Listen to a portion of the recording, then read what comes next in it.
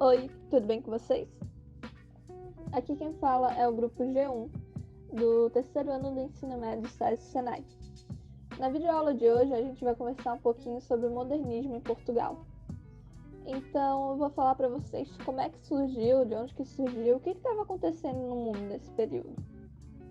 Então, primeiramente, quando que ele surgiu? Foi em 1915, um momento que estava muito conturbado para toda a Europa.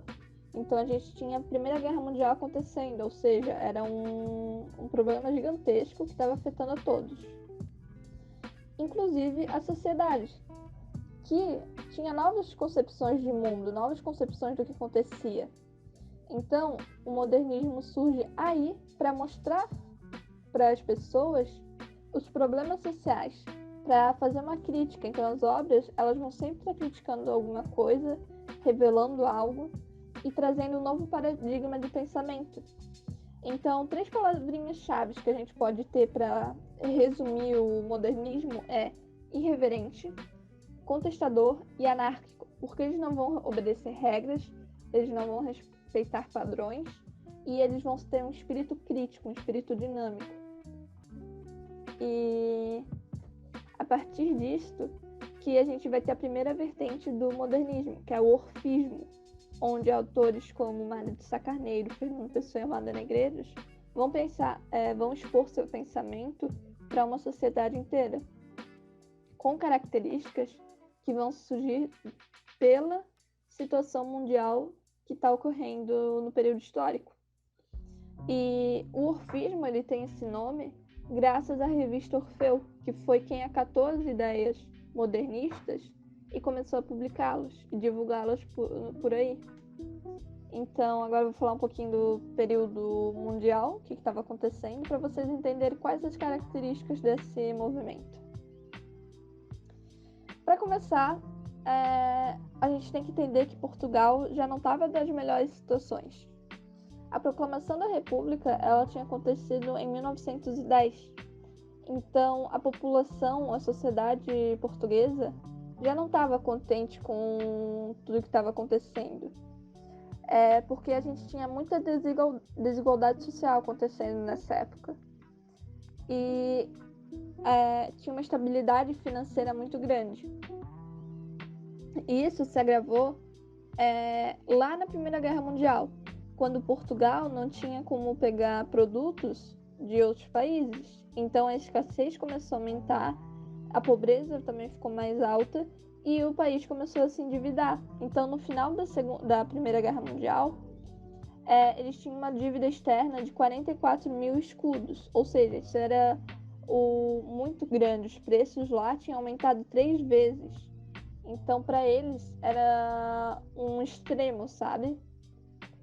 E isso sem contar que tudo estava se encaminhando para se ter uma Segunda Guerra Mundial, ou seja, eles não estavam indo bem. E isso deixava a sociedade com grandes dúvidas e incertezas. E também com medo, claro. Então, o sistema deles estava atrasado para tudo o que estava acontecendo. E era um processo de mudança. Então, eles precisavam se habituar àquilo, só que não eram todos que estavam conseguindo. E isso foi afetando. E na Primeira Guerra Mundial, Portugal até tentou ser neutro, mas era a cobrança da Inglaterra, dos Estados Unidos e da Grã-Bretanha para eles irem para a África e protegerem o país lá, já que eles tinham uma parte do país. Então, devido a esses grandes problemas sociais, que a obra modernista vai fazer críticas. E isso vem da proclamação da República, porque em 1910 a gente tem o surgimento de 2 partidos políticos de grande importância para Portugal, que é os inconformados e os situacionistas. Os situacionistas eles vão dizer que a gente precisa honrar nosso país, que a gente precisa dar glória a ele e ter um padrão e estilo de vida. Só que os inconformados eles vêm para contrapor essa ideia. Eles dizem, não, a gente tem que ter um espírito crítico. A gente precisa contestar a República, a gente precisa perguntar para o governo o que está acontecendo. Mas por que é isso? Por que tem gente pobre? Por que tem gente rica? Entende? Então, a partir disso que a gente vai ter as principais características do modernismo, que vai ser o distanciamento do sentimental. Então, eles vão provar para os burgueses, principalmente, que para ter um pensamento, para ter uma crítica, a gente não precisa estar com raiva ou sentindo medo ou tristeza. A gente pode simplesmente ter uma crítica porque a gente não concorda com aquilo. Então, eles vão ter uma linguagem muito do cotidiano. Por quê? Porque eles querem que toda a população possa saber disso. Toda a população cria um novo paradigma de pensamento. Então, eles vão fazer isso de forma mais simples possível para que todos possam entender.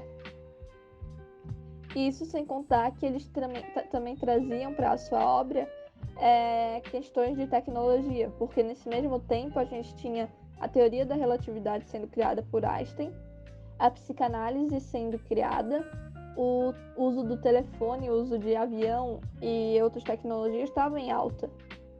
Então eles precisavam trazer tudo isso para sua obra.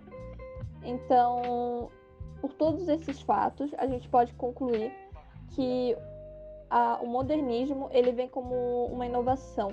Ele vem como algo novo que quer mudar o estilo do que já era feito antes.